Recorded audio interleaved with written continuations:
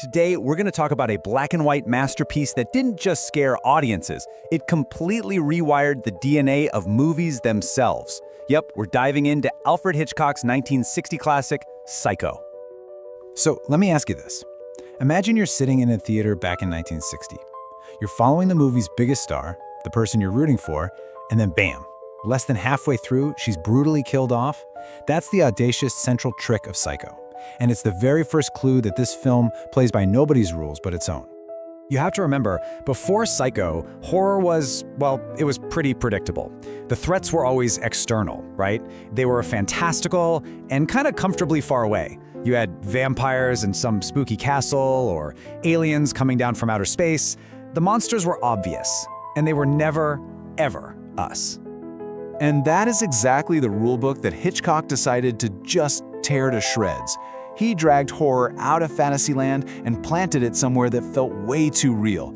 He proved that the scariest monster of all could be that polite, kind of awkward guy running a motel just off the main road. And this, right here, shows you just what a massive shift that was.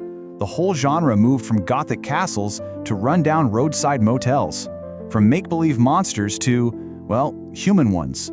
The threat was no longer coming from the outside, it was coming from within. So how did Hitchcock actually pull this off? Well, it all starts with one of the greatest tricks in movie history, the old bait and switch. He gets you to invest everything in a story, in a character, that he fully intends to just yank right out from under you. The first part of the movie feels just like a classic crime thriller. We're following our main character, Marion Crane, after she steals a whole bunch of money, $40,000. We're right there with her on the run, feeling her stress, hoping she gets away. And then we pull into the Bates Motel, thinking we know exactly what kind of movie we're watching. We don't. And that stolen money, it's a perfect example of Hitchcock's favorite little tool, something he called the MacGuffin. It's this thing that seems super important and drives all the action. We're obsessed with that cash. But after Marion dies, guess what? It barely matters at all. It was all just a clever trick to get us to the motel, where the real story was waiting. Now, this whole trick only works because of two unbelievable performances. Janet Leigh makes Marion so human and vulnerable that you just can't help but root for her. And then you have Anthony Perkins as Norman Bates. He's so boyish and charming, you almost feel sorry for him, even when some little part of your brain is screaming that something is just deeply wrong. And all of this is building up to the moment that just changed everything. We are, of course, talking about the shower scene. It's barely 45 seconds long, but how it was put together is an absolute masterclass in creating pure, unforgettable terror.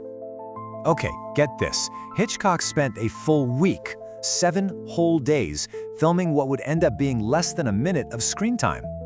For that one short sequence, he used 78 different camera setups, capturing every single possible angle of that attack. And all that intense, meticulous work was for just 45 seconds of pure cinematic shock. The efficiency of it is just, it's mind-blowing. But here's the real secret. The power of that scene comes from what you don't see. The editing is so fast, so frantic that it creates the illusion of violence. That awful stabbing sound? That's just a knife hitting a cassava melon. Seriously. You combine that with Bernard Herrmann's shrieking violin score, and your own mind creates a horror way worse than anything Hitchcock actually put on screen. So with Marion gone, the film pulls another trick on us. It basically morphs into 3 different movies. It starts as a crime thriller, then it becomes a straight-up horror movie focused on Norman, and then it turns into a detective mystery as people try to find Marion. You never know where you stand. And this line, spoken so casually by Norman, is really the heart of the entire film. It's this terrifying idea that the line between sane and insane, between normal and psychotic, is just razor thin for all of us. But the impact of Psycho didn't just stop when the credits rolled. Oh no. Its legacy is just enormous, changing not only the kinds of stories movies could tell, but also how they were sold to all of us. I mean, just think about it. The isolated location, the psychologically messed up killer, the knife, the shocking murders, and even the final girl who survives it all. Psycho literally wrote the playbook that almost every slasher movie, from Halloween to Scream, would follow for decades. And his marketing was just as revolutionary. He insisted that absolutely no one could be seated after the film began. It was a genius move.